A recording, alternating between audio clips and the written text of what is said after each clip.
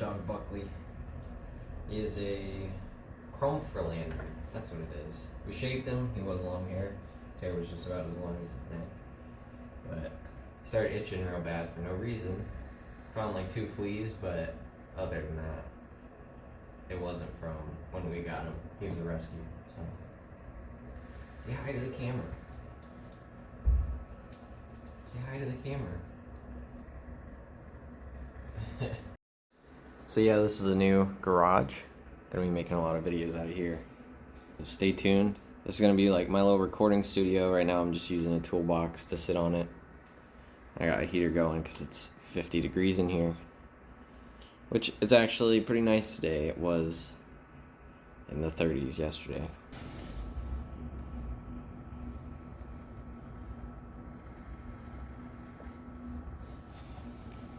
So I've noticed a lot of people within the last few weeks have basically questioned why get one of these, why drive one of these. They only make 300 horsepower to the wheel when you're full bolt on. Just, it doesn't seem like a feasible option for a lot of people. They'd rather have a Mustang or something of the sort. So the reason why I'd say drive one of these, there's quite a few reasons, but the driving experience is one of them. So when you're driving this thing, the transmission just feels really nice. It's really crisp in between the shifts. The shifter's very notchy. The clutch feel isn't the best, but it definitely tells you where the engagement point is.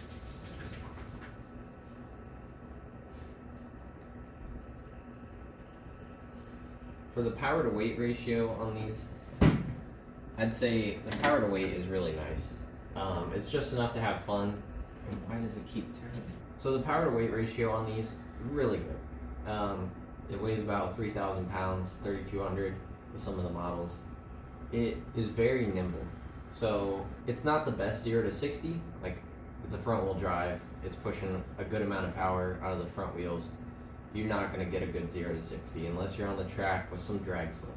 The places where this car really shines is in that 40 to 100 mile an hour range, which, I mean, if you have a little bit lower power level, you can get a good 20 miles an hour to 100 miles an hour, but it kind of drops down like 80 miles an hour if you have lower power.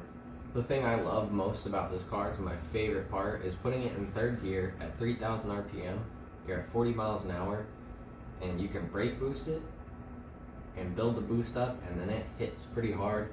I mean, this thing makes 400 torque to the wheels, so it's basically a V8 punch in a 4-cylinder when you build up the boost.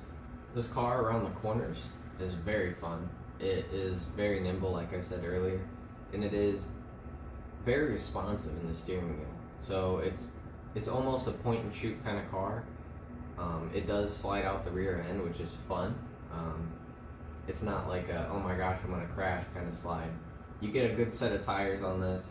You get some lowering springs, and I think the ride is really nice. The best part, it's a turbo car, so it makes all the turbo noises. If you're one of those people that love turbo cars, this is definitely one of the best options for turbo noises from a factory car. I've driven a lot of the other hatchbacks, GTIs, Type Rs. I've driven some Subaru WRXs. They're kind of in a different ballgame because they're all-wheel drive.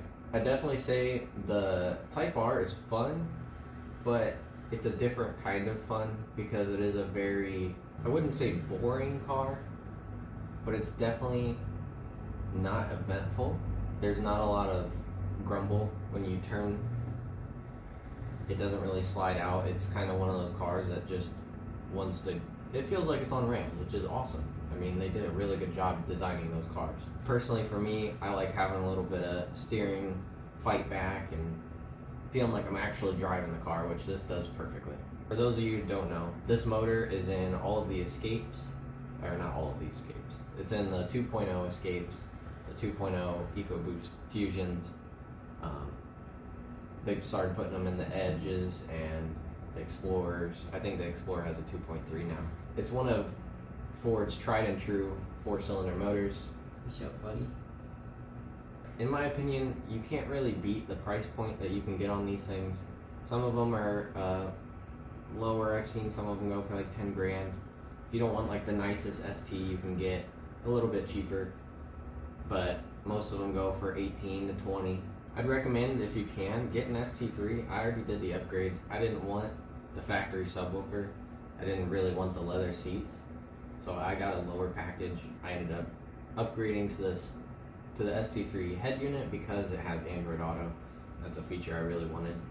I do a lot of navigating. I travel a lot, so I don't really know the areas that I'm driving, so I really need that map feature. I'd say the best part about this car is the modability. There's a lot of aftermarket support. If you want to make this thing a stance car, they got support for it. There's wheels. There's a wheel manufacturer that basically makes wheels for this car. They make it so it fits perfectly in the fender. The fitment you can get on these, really nice from the factory. They come with a 235. You can fit a 255 as far as like staying in the fender. If you want to go wide body, obviously you can go into huge tires, but it's a different ball game. So I'm going to be making a review video on this car. I've owned it for 4 years now, so I'll do a 4-year review. I got it when it had 38,000 miles on it. I believe I'm at 97 right now, 60,000 mile review practically. I'll go over the do's and don'ts and what I'd recommend doing, do a mod list kind of thing. Overall, if I could go back, would I get a different vehicle? No. I love this thing. The seats fold down flat if you ever need to haul a bunch of stuff. It does fit quite a bit. I have basically packed up my life and put it in this car, and it worked pretty well. Thank you all for watching. I hope you enjoyed. See you in the next video. Bye.